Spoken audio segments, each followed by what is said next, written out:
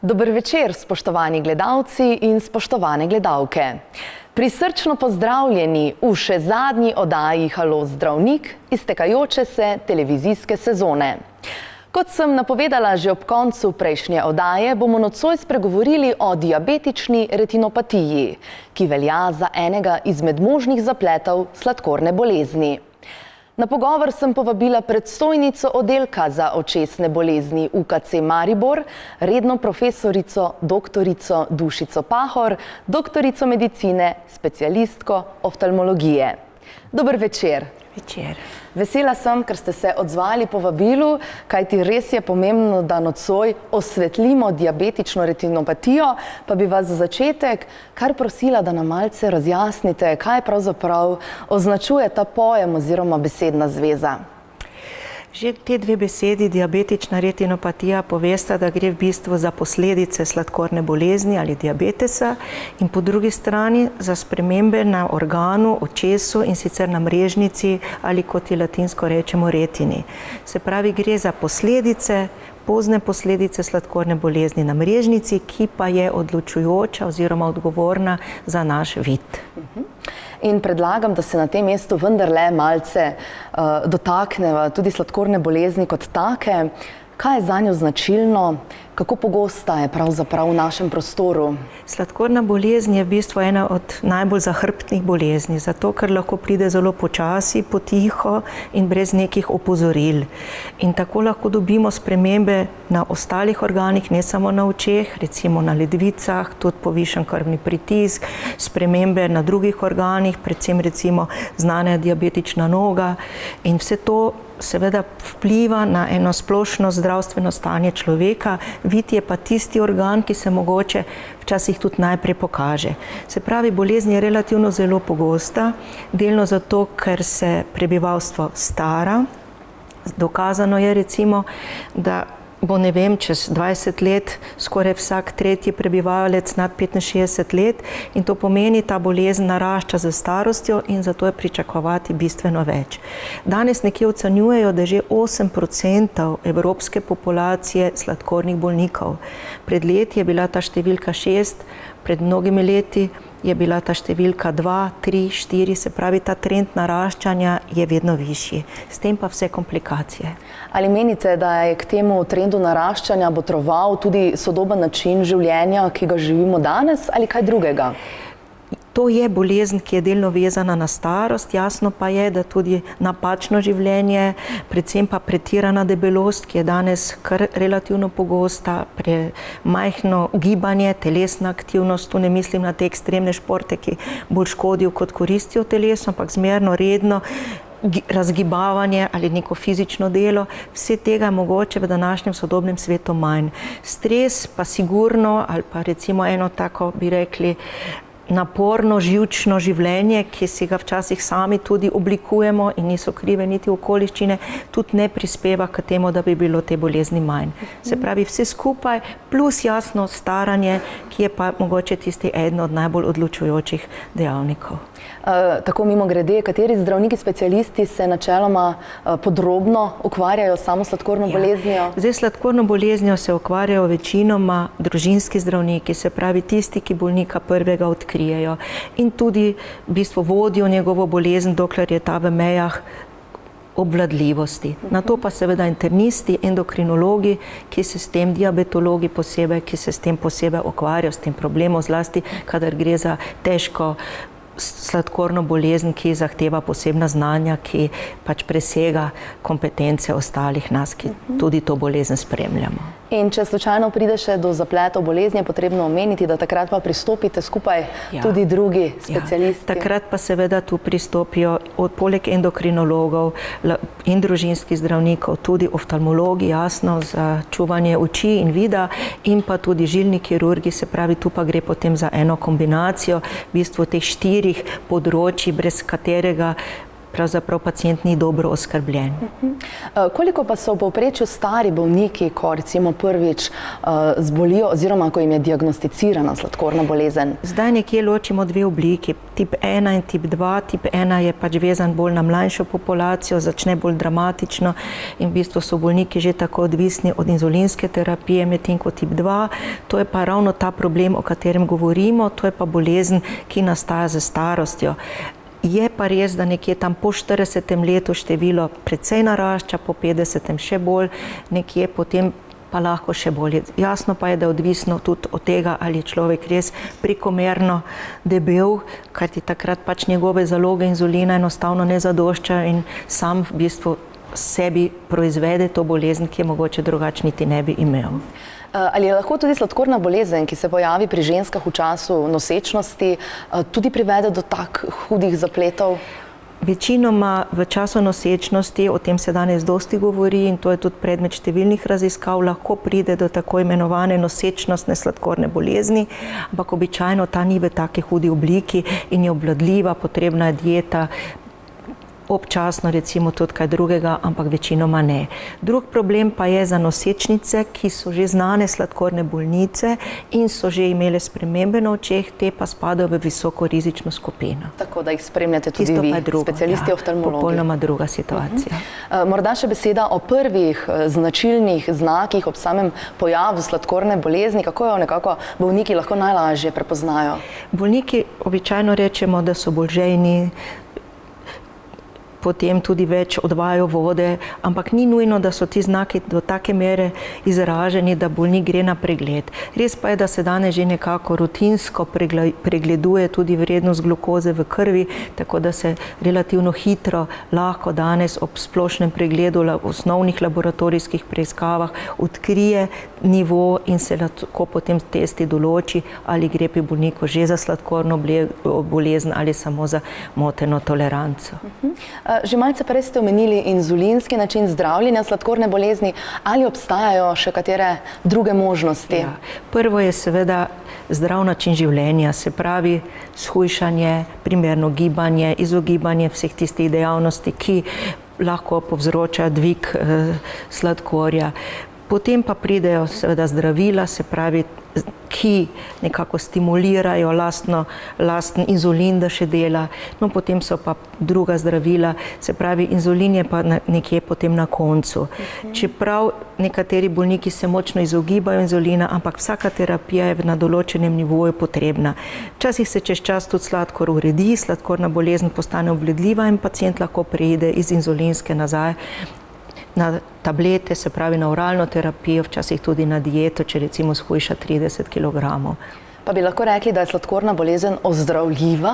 Sladkorna bolezen v bistvu je kronična bolezen, se pravi popolnoma ozdravljiva ni, je pa lahko zelo dobro obvladljiva.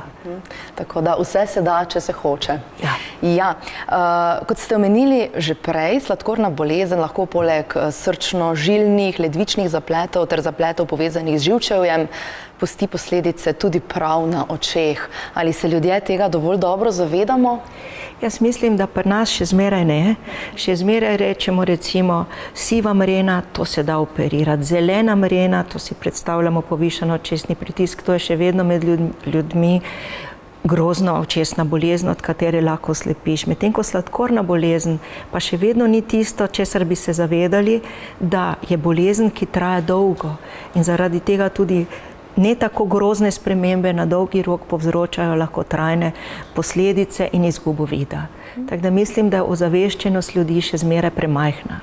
Tako da je pomembno, da o tem govorimo na glas tudi v naši oddaji. Zanima pa me tudi to, ali je znano, zakaj so pravzaprav tudi oči tako izpostavljene tovrstnim posledicam oziroma zapletom sladkorne bolezni ob vseh organih, ki jih premore naše človeško telo. Zdaj, spremembe pri sladkorni bolezni prizadenejo predvsem male žile in oko je prekrvljeno predvsem iz teh malih žilic. Tudi ledvice, možgani, okvara živčevja, to je tudi vse povezano v bistvu v to patologijo. Se pravi, gre za mikroangiopatijo, prizadetost malih žil, kapilar, venul, arteriol, se pravi žilice, ki imajo zelo majhen lumen. Zaradi tega vse spremembe, ki nastanejo, se zelo hitro vidijo.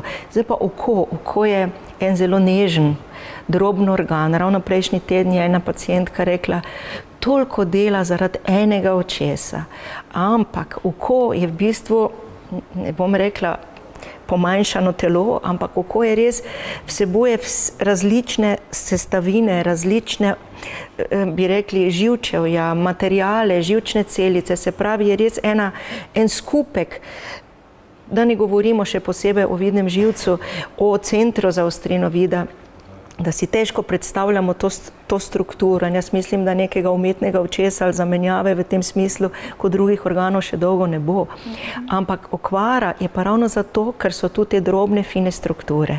V očesu mi gledamo z enim področjem, ki mu govorimo makula, rumena pega ali točka najostrejšega vida, ki je v bistvu velikosti 500 mikronov.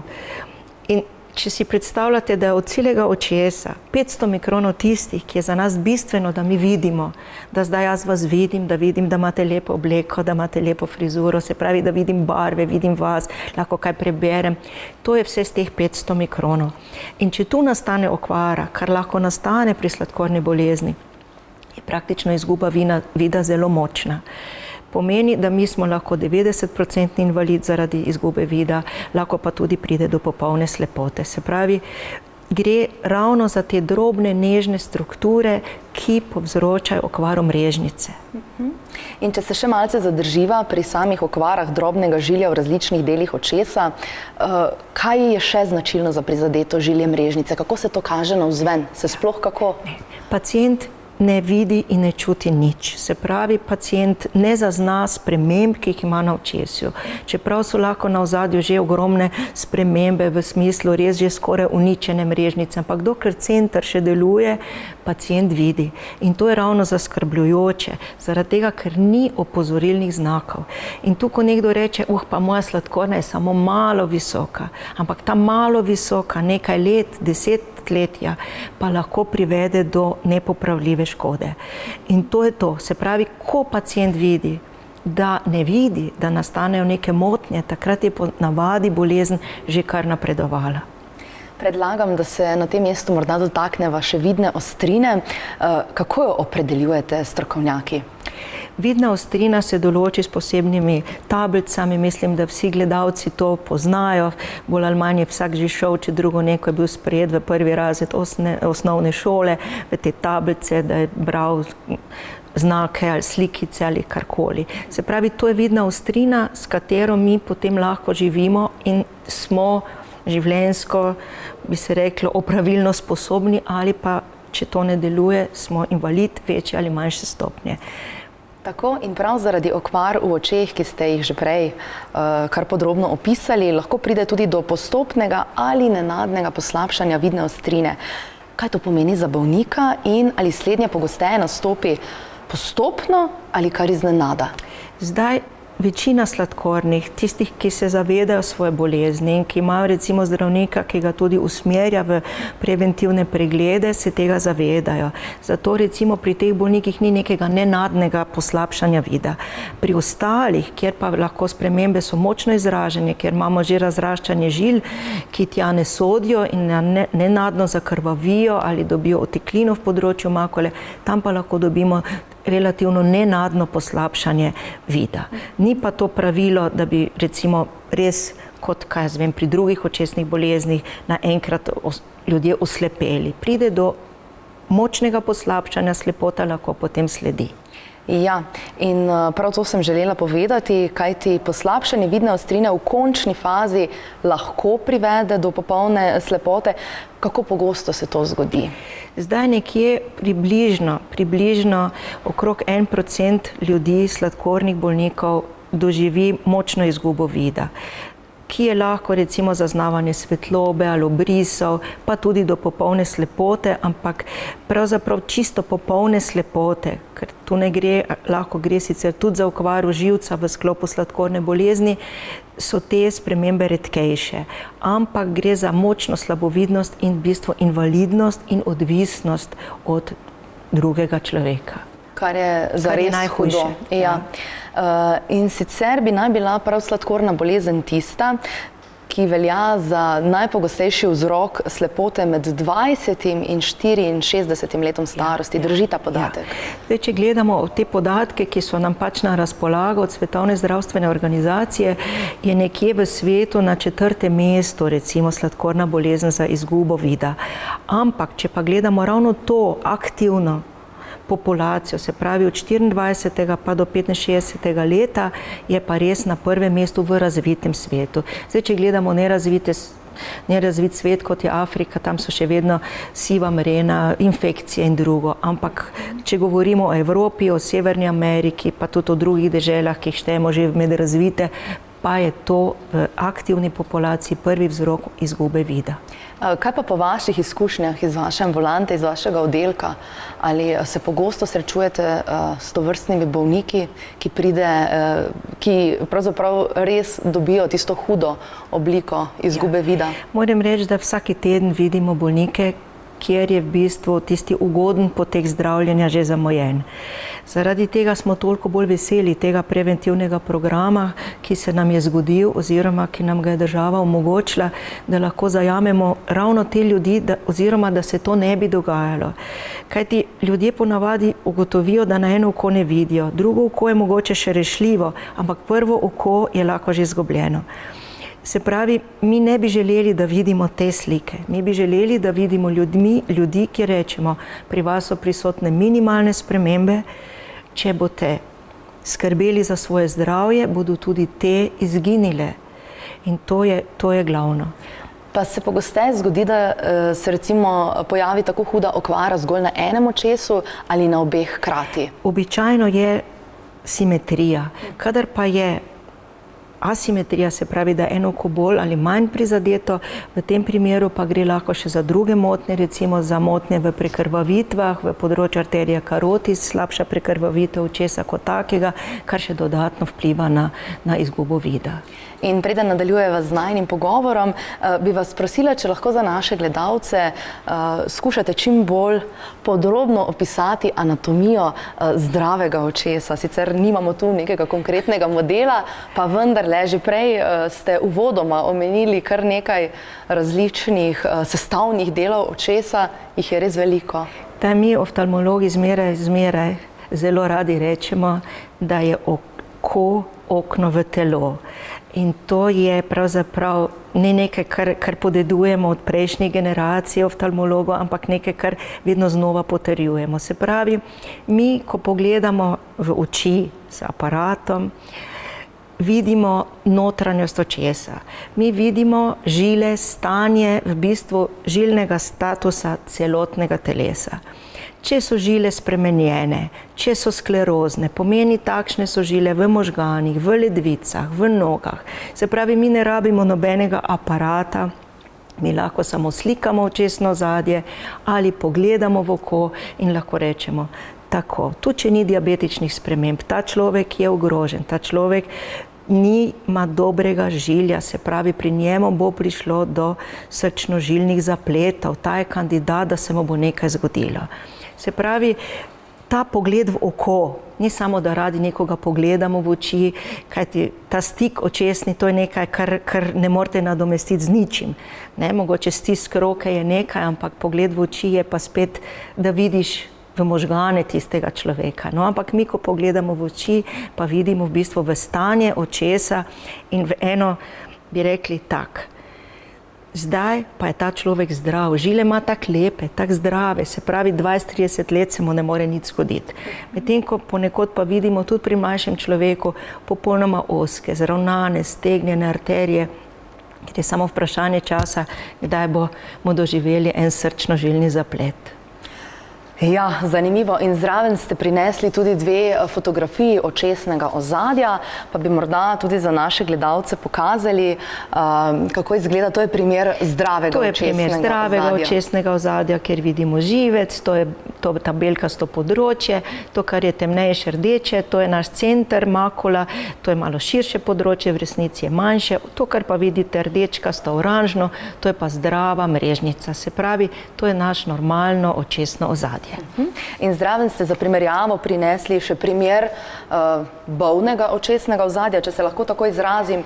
Tukaj se tudi vidi že sprememba same barve. Tu pa vidite, da je vse že bolj zamolklo, da so številne temne, rdečkaste, takle vidne lise, se pravi, to so krvavitve, nekaj tudi belkastih pikic, to so eksudati, se pravi, izliv beljakovin in pa maščob iz žil, se pravi, gre za okvaro po eni strani že za znake sprememb v smislu diabetične retinopatije in okvare centra.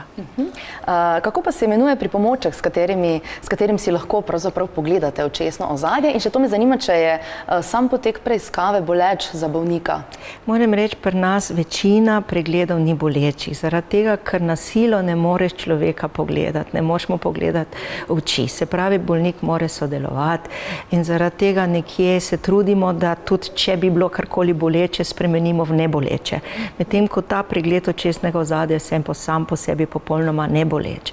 Pregledujemo s posebnim aparatom, oftalmoskopom, lahko direktno, lahko na mikroskopu, kjer se bolnik nasloni in potem lahko direktno z lupami ali indirektno z drugimi lečami pregledamo očesno ozadje ali pa kot te slike, ki ste jih pokazali, to so pa posebne fundus kamere, se pravi aparat za slikanje očesnega ozadja, kjer lahko slikamo ozadje pri ozki ali pri široki zenici in kjer dobimo prav tako sliko in stanje očesnega ozadja. Rezultati pa so prav tako vidni takoj. Tako da ni potrebno čakati na sam razplet.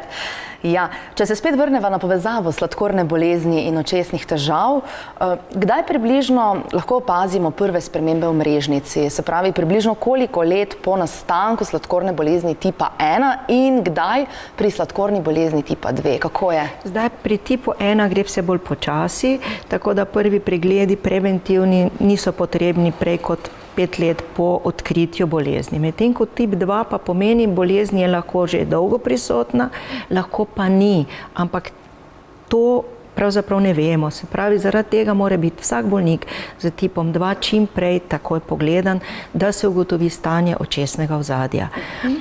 Nekje po 10 letih je približno polovica bolnikov z blagimi spremembami. Tu zdaj govorimo o vseh spremembah skupaj. Po 20 letih je to že prisotno nekje tudi do 90% bolnikov, medtem ko po 30. letu pa so praktično vsi bolniki z malimi spremembami. Ampak to ne pomeni, da so slabovidni, slepi ali kakorkoli invalidni. Se pravi, gre za minimalne spremembe, ki jih vidimo, pa do jasno do tudi tistih najhujših. Kako pa se diabetična retinopatija začne kazati na očeh, tako konkretno? Ponavadi se začne kazati najprej tako, da dobimo samo male spremembe v kapilarah, ki so razširjene, govorimo o mikroaneurizmah, ker pride do spremembe žilne stene, žilna stena izgublja svoje celice, se boči in na teh mestih lahko pride tudi potem do pojava krvavitev ali do eksudacije lipidov, proteinov in to so te prve spremembe. Običajno te spremembe na vid v začetni fazi ne vplivajo. Potem pa pride do nadaljnjih sprememb, se pravi do spremembe v smislu širjenja venoznega žilja, kar je vedno znak slabe prekrvljenosti in pa seveda v napredovali obliki pa proliferacija, se pravi nastajanje novotvorjenih žil. Pa lahko po večletnem trajanju bolezni, ki ste jo pravkar omenili, pride še do kakšnih dodatnih zapletov in pridruženih težav? Se pravi, sladkorna bolezen na očeh se najbolj pogosteje vidi na mrežnici, ampak lahko vpliva tudi na pojav glavkoma, se pravi povišanega očesnega pritiska, ki je z starostjo tako in tako v večjem pojavu, sladkorna bolezen ga pa še dodatno. To gre za glavkom odprtega zakotja, medtem ko pri zelo napredovalih oblikah imamo pa neovaskularni glavkom, ki pa je druga oblika glavkoma, dosti težje obvladljiva, ker je v bistvu že na dosti bolj prizadetem očesu. Potem imamo pojav sive mrene, ki je dosti pogostejši pri sladkornih bolnikih. Potem imamo lahko tudi okvaro vidnega živca in sicer slabšo prekrvavitev glave vidnega živca, to, kar ste prej pokazali na sliki, se pravi ravno tisto mesto, kjer se iz vseh delov mrežnice zlivajo živčna vlakna v vidni živec, na tem delu pride zaradi zapore žil do odmrtja, v bistvu do kapi vidnega živca. Ta bolezni je prisotna lahko tudi pri sklerozi, hipertoniji, tudi pri sistemskih boleznih imunskega narave, ampak tudi pri sladkorni je pogosta. Tu je pa izguba vida izjemno močna. Kateri so značilni simptomi za neovaskularni glavkom, že prej ste ga omenili, in kakšni so pravzaprav ukrepi, če do slednjega pride? Ja. Zdaj, to v bistvu nastane poleg sladkorne bolezni lahko tudi pri drugih motnjah prekrvavitve. To je vedno znak slabe prekrvavitve očesa, se pravi ishemije. Telo reagira na ta način, da v bistvu mi želimo zmeraj popraviti to, kar je narobe. Recimo, kadar ni prekrvavitve v kateremkoli delu očesa, žile iz teh sosednjih, še prekrvljenih delov začno rast. To je nekontrolirano razraščanje veziva in žilja in v bistvu v smislu reparacije, popravljanja motnje slabe prekrvavitve. Ampak ravno ta nekontrolirana žilna rast vodi do teh težkih komplikacij, do krvavitve v oko in pa seveda do pojava žilic na šarenici in tudi v tem delu očesa, kjer očesna vodica z očesa odteka. V očesu se vodica tvori in koliko se tvori, toliko je izteka. Se pravi, gre za eno ravnovesje. V primeru neovaskularnega glavkoma je zakotje zaprto zaradi te vaskularne zadeve in posledica je premalo odtoka in nastanek izredno močno povišanega očesnega pritiska, kar pa lahko tudi povzroča slepoto zaradi okvare živca. Omenili ste tudi krvavitev. Je ta vidna? Pravzaprav ne. Na mikroskopu mi vidimo, da so te žilice, vidimo tudi lahko krvavitve v steklovino, medtem ko od zunaj oko pravzaprav razen, kadar je pritisk visok, kadar so bolečine, je oko rdeče, prizadetost bolnika je kot taka, ampak da bi šli po cesti pa rekli, ta pa je boln na očeh zaradi sladkorne. Ne. Tako da, če pri kom vidimo kakšno počeno žilico, je zadeva lahko manj nevarna kot v tem primeru, ko se pravzaprav na zunaj nič ne vidi. Takrat pacienti običajno pridejo, pa ni nujno, da je to povezano z sladkorno ali s kakršnokoli resno boleznijo. Ja, če bi spregovorili še o diabetičnem makularnem edemu, kaj bi nam lahko povedali? S seboj ste prinesli tudi slikovno gradivo? Ja, diabetični makularni edem je danes močno v porastu, kot že rečeno, zaradi naraščanja števila sladkornih bolnikov. Na splošno je naraščanje bolezni makule izjemno visoko. Danes imamo možnost spremljanja teh bolnikov, to je optična koherentna tomografija, se pravi prav za oči, in na tej sliki, na tej strani je normalen prerez čez področje makule. To, kar vidite v dolbino, to je makula, se pravi to področje najostrejšega vida. Vse te vrednosti se nanašajo na mikrone, se pravi, mi se ne pogovarjamo o milimetrih, centimetrih, o mikronih. Mikroni so za nas že kar vesolje.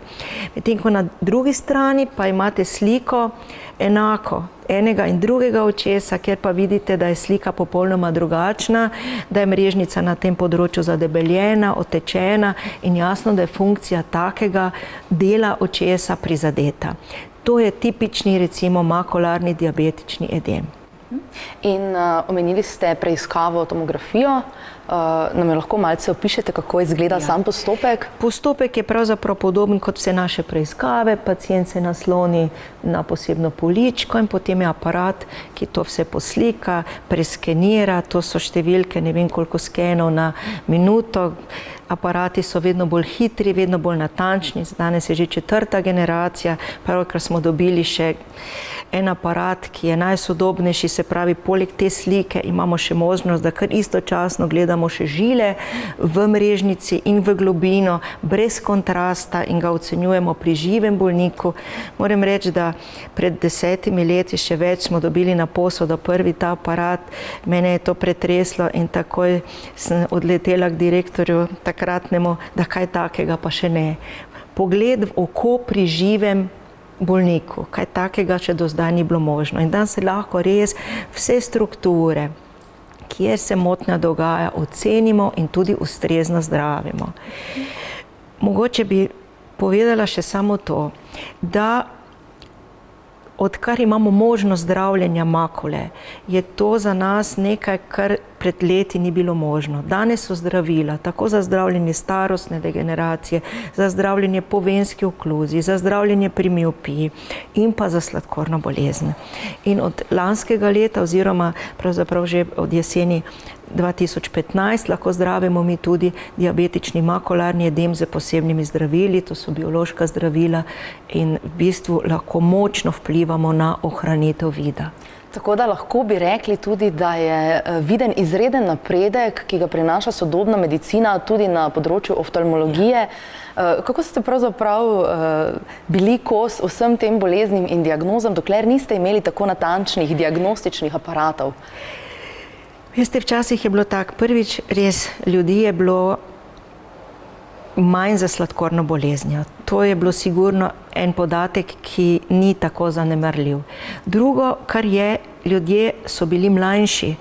Se pravi, ljudje so živeli tudi bolj zdravo. Bilo je manj debelih, več so se gibali. Se pravi, vsega skupaj mogoče je bilo komplikacij precej, ampak ne toliko.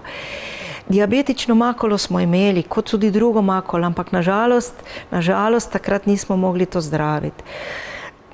Dosti je bilo ljudi, ki bi jih danes lahko ohranili vsaj pri uporabnem vidu, pa takrat te možnosti nismo imeli. Zato se mi zdi še toliko bolj pomembno, da to možnost, ki jo danes imamo, izkoristimo. Mi smo že leta 2011 skupaj z očesno kliniko, naš oddelek skupaj z očesno kliniko in z endokrinološko kliniko UKC Ljubljana dali vlogo na zdravstveni svet za to preventivno screening oziroma bi rekli preventivno odkrivanje diabetične retinopatije. In po 5 letih smo dobili zeleno luč in smo postali tudi, da se ta zadeva lahko financira. Tako da moram reči, da danes naša država vseeno je na področju zdravljenja očesne patologije omogočila nekaj, kar marsikatere razvite evropske države niso. Jaz mislim, da je prav, da se to pove, da ne bom govorila za druge stroke, ampak za našo stroko imamo danes možnost, da zdravimo bolnike z boleznijo makule, vključno z diabetično makulopatijo, brez omejitve. Se pravi, z zdravili, ki so relativno draga, ampak niso vezana na določeno število, od tu dalje pa vas več ne bomo zdravili. Se pravi, vsak, ki je upravičen, kjer je indicirana ta terapija, jo bo tudi deležen. No, to pa je zagotovo nekaj spodbudnega, tako da prav je, da izpostavljamo tudi stvari, ki so dobre. Moram reči, da v zadnjih 5-10 letih je diagnostika neverjetno napredovala in zdravljenje je napredovalo. Tako da danes redko kjer lahko rečemo tako, ne moramo nič, zamudili ste. Tudi tam, kjer zgleda, da ni nič, se še vedno nekaj da narediti. Odlično. Zanima pa me tudi to, kako pogosto in zakaj lahko pride tudi do zamašitve mrežnične vene ali drobnega žilja v očesnem živcu bolnika. Ja, to je to, kar sem vam že delno nakazala, se pravi, živec se prehranjuje z posameznih manjših arterij in te so lahko v sklopu žilnih sprememb zaradi sladkorne bolezni prizadete. Ker pri sladkorni bolezni sem vam rekla, da so prizadete drobne žilice in to na dva načina. Po eni strani, da se žila zapre, zamaši, ni več prekrvavitve, po drugi strani, da se razširi, spušča in spušča snovi, ki v okolico ne spadajo in tudi tako okvari. Se pravi, delno okvari mrežnico in živec zaradi slabe prekrvavitve, delno pa zato, ker spušča stvari in povzroča. Ampak pri okvari živca gre v glavnem za zaporo in v bistvu kap tega živca. Že prej je bilo slišati besedno zvezo siva mrena. Mislim, da se to tudi med ljudmi kar pogosto pojavlja. To zadevo resnično poznajo, pa vendarle. Ali drži podatek, da je pri bolnikih sladkorno boleznijo precej pogostejši tudi nastanek sive mrene kot pri zdravih ljudeh in zakaj je temu tako? Pri sladkorni bolezni gre za motnje presnove in tudi za stalno spreminjanje koncentracije ozmolarnosti in to je povezano tudi delno z nastankom sive mrene. Tudi recimo pri neurejenem sladkornem boleznu se bolezni se dioptrija spreminja. Ravno zato, ker se enkrat preveč vodice nakopiči v leči, drugič spet manj in pride do v bistvu teh metaboličnih sprememb in do okvare oziroma bi človek rekel predčasne zameglitve. Mi smo imeli že primere, ko je pri močni iztirjeni bolezni v nekaj dneh prišlo do pojava zamotnitve, totalne zamotnitve leče in do pojava sive mrene. Zato pa je danes pri teh neurejenih, mlajših sladkornih bolnikih mrena relativno kar pogosta. Prej mogoče včasih kot pa celo spremembe na očesnem ozadju. Kakšne težave pa povzroča siva mrena bolnikom? Siva mrena povzroča v bistvu slabši vid. Vid postane malo bolj neoster, lahko postane vedno bolj zamegljen. In danes praktično bolniki pridejo relativno hitro, ker to opazijo. Medtem ko to na ozadju ne opazijo. To pa je pravzaprav sreča, če se jim zgodi, ker opazijo. In potem se ugotovi na pregledu, ali je mrena že potrebna za operacijo ali ne. V glavnem ne operiramo, dokler je bolnik z vidom zadovoljen, dokler lahko bere, zato ker operacija je le vezana na določene rizike. Čeprav je danes operacija rutinska in se dela vsakodnevno, ampak pri sladkornih bolnikih je vedno večji rizik tudi za nevarnost infekcije postoperativno in zaradi tega, dokler ni operacija potrebna, ne operiramo ljudi zato, da ne bojo dobili mreno. Operiramo tiste, ki jo imajo. Pa sicer se lahko sivo mreno zdravi še kako drugače ali je zgolj operacija tista? Zaenkrat siva mrena samo operacija, ja. Glede na povezavo sladkorne bolezni in možnih zapletov na očeh, pa predvidevam, da mnogi bolniki z odkrito sladkorno boleznijo obiskujejo tudi okulistične ambulante. Kako pogosto se vi z njimi tam srečujete? Oziroma, kdaj je tisti pravi čas za prvi obisk sladkornega bolnika tudi v vaših prostorih? Zdaj, odkar je recimo obstaja ta preventivno odkrivanje diabetične retinopatije, je prav, da bi bili vsi bolniki, takoj ko se bolezen odkrije, napoteni na to slikanje očesnega ozadja. Kako pa je v praksi? V praksi še zmeraj pride premalo ljudi, premala je še informiranost, čeprav smo se že precej trudili na informiranosti, ampak bolniki, ki zbolijo za sladkorno boleznijo, so še vseeno premalo ozaveščeni. Pri tem apeliramo tudi na družinske zdravnike, diabetologi, moram reči, da to sodelovanje je dobro, tudi z družinskimi. Imeli smo že v bistvu tudi taka srečanja na zdravniških društvih po posameznih okoljnih krajih, kajti vi morate vedeti, da je naš UKC, naš oddelek pokriva v bistvu Koroško regijo, Ptujsko regijo, tudi Celjsko regijo in celo Prekmurje, se pravi celi severovzhodni del Slovenije, okrog 750 tisoč ljudi, ne samo za urgenco, ampak za vse skupaj, ker ti ostale bolnišnice, ki so na tem področju, nimajo 24-urnega varstva oftalmološkega. Se pravi, da vsi bolniki, ki zakrvavijo, ki dobijo glavkom, karkoli, se pokažejo pri nas. Ja. Tako da bolnik bi naj bil napoten najprej na to ambulanto in potem pa odvisno od tega, kakšno je očesno ozadje, tudi kam drugam.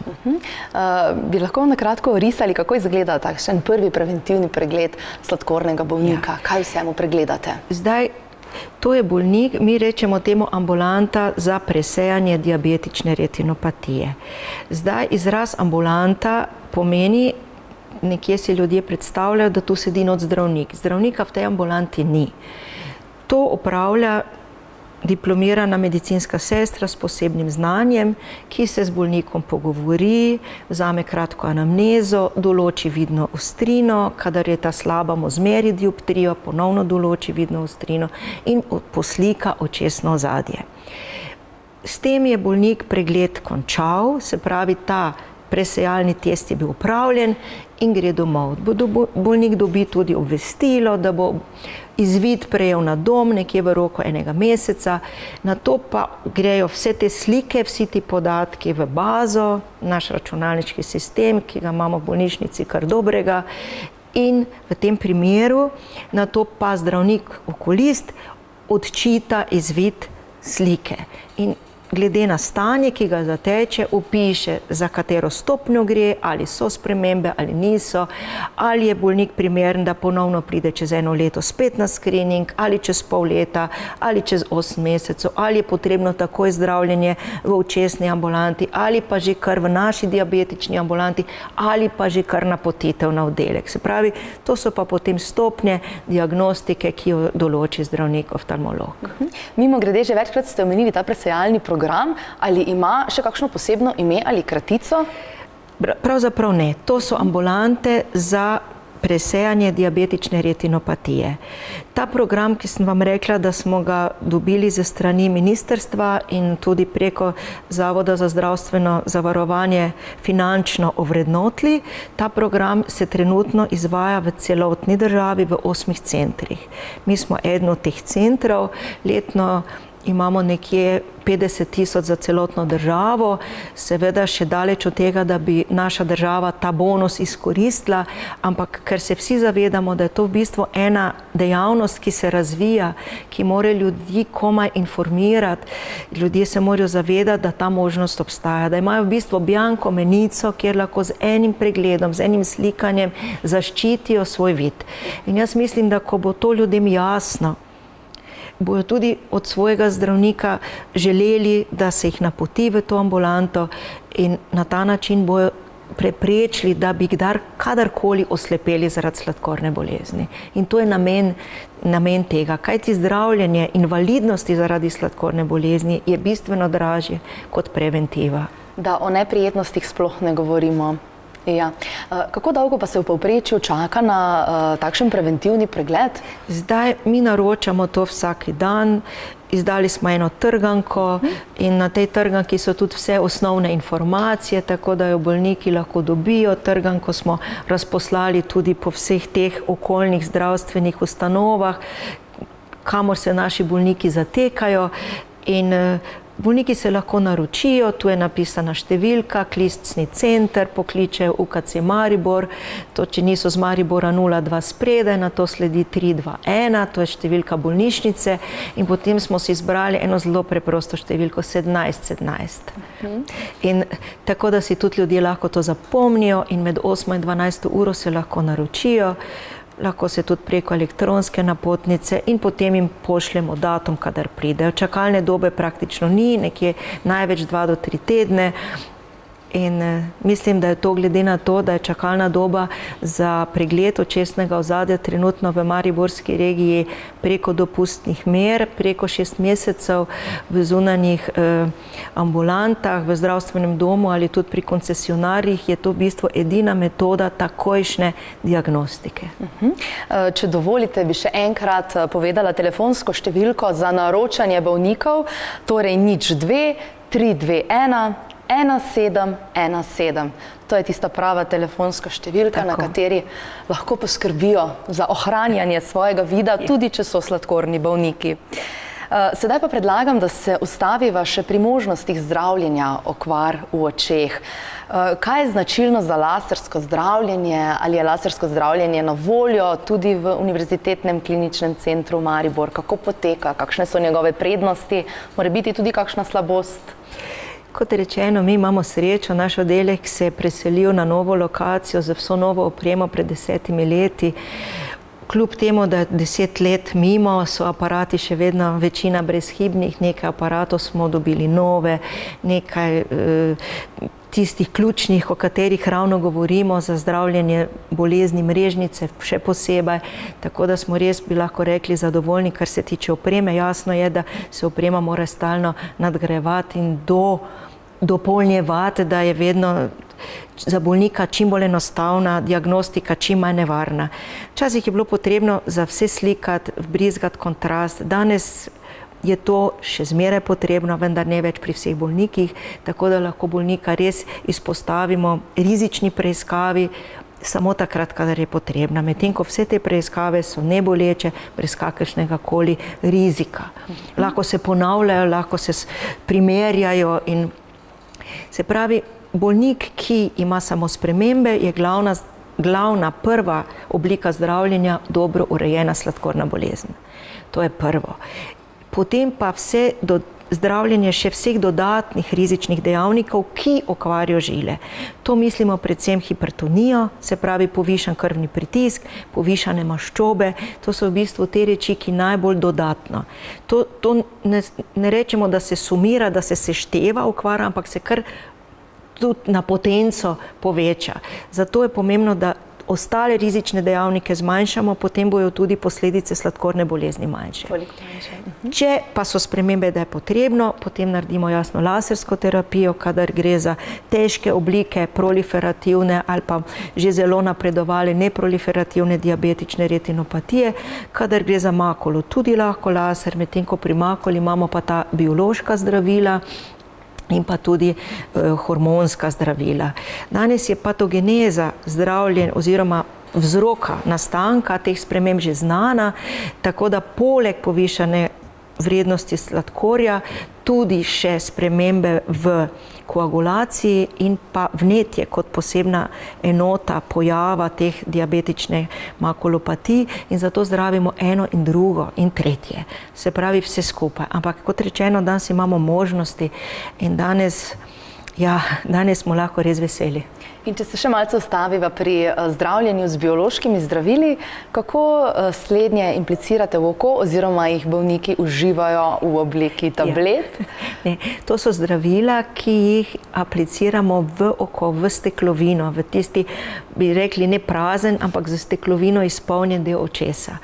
Se pravi, to je v bistvu zdravljenje v obliki operacije, opravlja se tudi v popolnoma sterilnih pogojih, se pravi v operacijski sobi z posebnim protokolom, z vso zaščito, kot vsaka druga očesna, intraokularna, se pravi operacija, kjer je poseg v oko.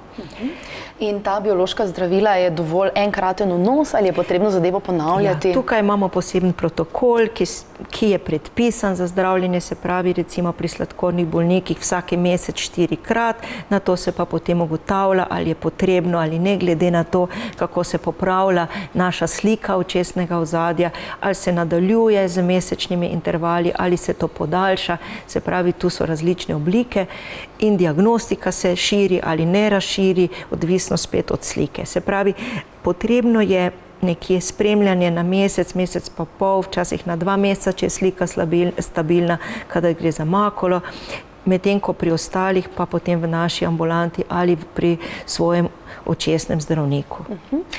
Je v primeru zdravljenja z biološkimi zdravili kdaj potrebna tudi bolnišnična oskrba?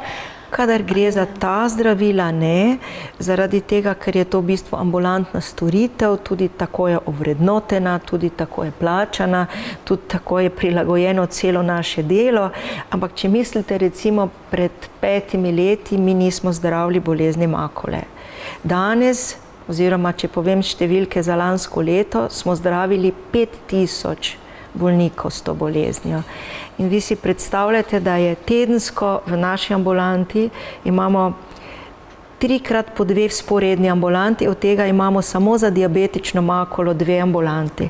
Se pravi, ta obrat ljudi, ki pridejo, dobijo terapijo, odvisno ali je potrebna ali ne, kontrola pa zmeraj, je izjemno velik, tako da se je naše delo v zadnjih letih popolnoma spremenilo. Popolnoma spremenilo. Tudi za vas, specialiste, je zadeva verjetno precej naporna in ves čas se je potrebno izobraževati, da lahko sledite vsem tem novim smernicam in trendom. Moram reči, da recimo pred mogoče 30 leti je bilo podobno z operacijo sive mrene, ko smo prišli z enega načina na drug, sodoben način, ki je v bistvu še danes. Takrat je nastala revolucija, nismo več operirali slepih ljudi, ampak v ljudi, ki več ne vidijo brat, in to je šlo dalje. Zdaj podobna revolucija, kjer se spet vsi prilagajamo in učimo, je zdravljenje teh sprememb na mrežnici, sladkorne in tudi drugih. V katerih primerih pa se odločite za zdravljenje s kortikosteroidi? Kakšna zdravila pravzaprav sploh so to? To je v bistvu hormonska zdravila, ki zavirajo vnetje. Se pravi, delujejo samo na vnetje, preprečijo poslabšanje teh oteklin na zadnjem polu. Zdaj včasih smo to zdravili in tudi drugi specialisti, internisti, predvsem revmatologi, tega zdravila ogromno uporabijo za zdravljenje revmatskih bolezni. Tudi mi smo zdravili včasih z injekcijami, z tabletami, ampak danes lahko apliciramo zdravilo tudi v oko. To so vse o čemer se pogovarjava, so vse registrirana zdravila, se pravi, nič ni izven dovoljenega, ni to noben poskus, niso to nobeni raziskovalni projekti, ampak je registrirano zdravilo in tako danes imamo možnost, da lahko recimo damo različne kortikosteroidne injekcije v oko, podobno kot biološka zdravila, ali je to čisti deksametazon ali triamcinolon, se pravi, vse možnosti obstajajo. Pri tem, da jasno so zdravila, ki povzročajo manj stranskih učinkov od teh kortikoidov in nekatera več in seveda s to možnostjo zdravljenja se odločimo za tisto, ki ima najmanj stranskih učinkov. Če se morda na tem mestu dotakneva stranskih učinkov kot takih, kako se lahko kažejo, kadar gre za zdravljenje oči? Recimo pri kortikoidih obstaja zmeraj največja nevarnost infekcija. To je, pravzaprav pri nas je zmeraj infekcija tisto, česar se najbolj bojimo. Ali gre to za rutinske operacije katarakte, ali gre za zdravljenje z biološkimi zdravili ali s kortikoidi, kjer je ta riziko še večji. Se pravi, to je to. Lahko pa kortikoidi vodijo tudi do nastanka katarakte, lahko vodijo do sive mrene, lahko vodijo do povišanega očesnega pritiska. To pa recimo je ena od komplikacij, ki se lahko pojavlja, še posebej, če bolniki že imajo delno sivo mreno ali so že zdravljeni zaradi zvišanega očesnega pritiska. Bi na temo operativnega zdravljenja bilo povedati še kaj? Zdaj, kar se tiče bolezni mrežnice, je lasersko zdravljenje in pa z temi intravitrealnim dajanjem zdravil. Ali je to boleče? Moram reči, da ni boleče, bolnik dobi kapljico z lokalnim anestetikom, tako da je sluznica umrtvičena. Imamo srečo, deli očesa ne bolijo in to je res sreča. Velik privilegij za bolnike. Po eni strani slabo, ker ne čutimo, da bi nas kaj opozorilo, po drugi strani pa imamo možnost, da recimo lahko čakamo, da siva mrena nastaja, pa nas ne boli. In tako da eni deli očesa ne bolijo in ko iniciramo zdravilo v steklovino, to ne boli. Nekatere paciente malo zapeče kapljica, ta anestetična, ampak praviloma ni hujšega.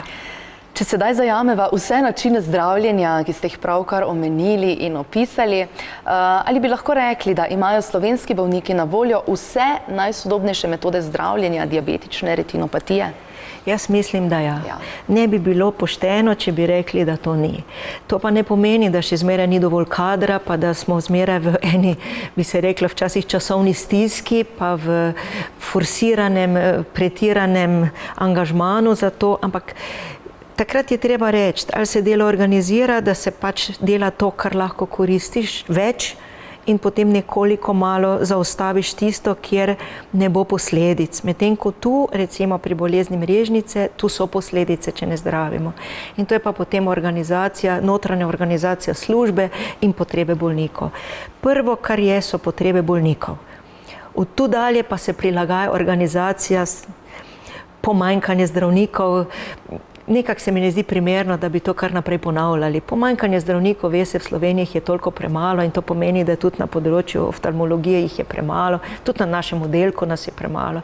Ampak gre za organizacijo, kjer se osredotočimo na tiste bolezni, ki prinesejo z načinom zdravljenja največjo dobro za bolnika. Predvsem pa, da ne pripeljemo zaradi čakanja do invalidnosti. In tukaj se mi zdi zelo pomembno, da še enkrat omeniva to, da lahko tudi sami bolniki poskrbijo za čim manj težav in zapletov s tem, ko skrbijo za zdrav način življenja, ko skrbijo za vodeno sladkorno bolezen, če se lahko tako izrazim, in da tudi izkoristijo možnosti, ki so na voljo. Kaj še bi lahko naredili za večjo ozaveščenost? Zdaj, jaz mislim, da je potrebno, da se dostikrat o tem govori. Dostikrat o tem piše. Moram reči, da se je pri ministrstvu je tudi posebna skupina, ki se ukvarja, kajti ministrstvo je že leta 2010 dalo posebni program za sladkorne bolezni in preprečevanje komplikacij. To je v bistvu en svetovni projekt, kjer tudi mi javljamo kar naprej te podatke. Zdaj, ko smo zbirali podatke, koliko sladkornih bolnikov se v področju Slovenije nekje vseeno pregleda, je bila ta številka okrog 50%, to se mi zdi relativno kar dobro. Mi bi radi seveda to vrednost povečali. Zdaj, če si predstavljate, da je v Sloveniji nekje registrirano okrog 160 000, bi mi mogli pogledati 160 000 vsaj enkrat letno. To pomeni, to sigurno ne naredimo. Ampak, če bi že recimo vsaj na 2 leti se ljudje obrnili, bi bilo že ogromno. S tem bi zajeli tiste, ki so potrebni, pa tiste, ki ne rabijo, ki lahko čakajo, ki lahko pride spet čez 1 leto. To možnost morajo ljudje izkoristiti. To je v bistvu v Evropi enkratno dejanje, da država financira za celotno državo tak program. Angleži so precej naredili na tem, ampak oni imajo drugi način. Pri njih ni praktično nič zdravnikov, oni imajo vsega skupaj, oftalmologov zelo malo, imajo pa dosti na tem v bistvu odkrivanju komplikacij in potem možnosti zdravljenja. Oni so dosegli, da je 80% sladkornih bolnikov pregledanih in nekje naš cilj je, da bi nekje v teh 5 letih, ko bo ta program zaživel in se res vgradil, tako kot so se drugi preventivni programi za dojko, za črevesje. Mislim, da tudi oni so rabili nekaj časa, da so ljudje to sprejeli za svoje, tudi to bojo sprejeli za svoje. Samo treba je vztrajati, večkrat ponavljati, večkrat o tem govoriti in ljudje bojo, jaz mislim, da bojo to sprejeli in bo postal del in bomo mi prišli tudi na številko, nekje smo rekli v 5 do 10 letih blizu 100%, ampak to bi bilo odlično. Ampak, glejte, vedno, če imaš nek cilj, se bo zgodil in eden od naših velikih ciljev je, da čim več sladkornih bolnikov zajamemo. Res je. In če dovolite, bi ob koncu še enkrat povedala prav tisto telefonsko številko, na katero se lahko naročijo vsi sladkorni bolniki z napotnico na pregled očesnega ozadja in si s tem rešijo nastalo situacijo, se morda tudi izognajo hujšim posledicam. Torej, telefonska številka 02 321 1717 je tista prava. Potrebujejo pa napotnico za številko stopnjo nujnosti 2, se pravi ne nujno, ampak hitro, se pravi. Ja. Še ta pomemben podatek. Ja, pomemben podatek. Ja. Jaz bi se vam želela iskreno zahvaliti, bili ste odlična sogovornica, podali ste res zelo veliko pomembnih informacij na to temo in upam, da smo dodali vsaj en majhen kamenček k mozaiku, da bi pripomogli k čim boljšemu ukrepanju, zdravljenju, preprečevanju zapletov sladkorne bolezni na očeh. Hvala lepa. Hvala. Tako, nocojšnjo oddajo Halo zdravnik smo posvetili diabetični retinopatiji, ki velja za enega izmed možnih zapletov sladkorne bolezni. Prepričana sem, da ste izvedeli veliko pomembnih informacij na to temo in boste v bodoče še bolj pozorni na stanje svojega vida. V studiu sem gostila predstojnico oddelka za očesne bolezni UKC Maribor, redno profesorico doktorico Dušico Pahor, doktorico medicine, specialistko oftalmologije. Sedaj pa dovolite, da se ob koncu zahvalim prav vam, spoštovani gledalci in spoštovane gledalke, ki ste ob četrtkih zvečer radi in redno spremljali naše zdravstvene oddaje Halo zdravnik na televiziji NET, v katerih sem gostila mnoge specialiste iz Univerzitetnega kliničnega centra Maribor in s skupnimi močmi smo vam postregli z mnogimi koristnimi, pomembnimi informacijami in nasveti z področja zdravstva, s telefonskimi klici v oddajo pa ste lahko dobili še dodatne odgovore specialistov na svoja lastna vprašanja in verjamem, da je prav to našo oddajo še dodatno obogatilo. Želim vam čudovito poletje, ki je pred nami, vi pa ostanite zdravi in nasmejani. Saj veste, smeh je pa v zdravja. Srečno!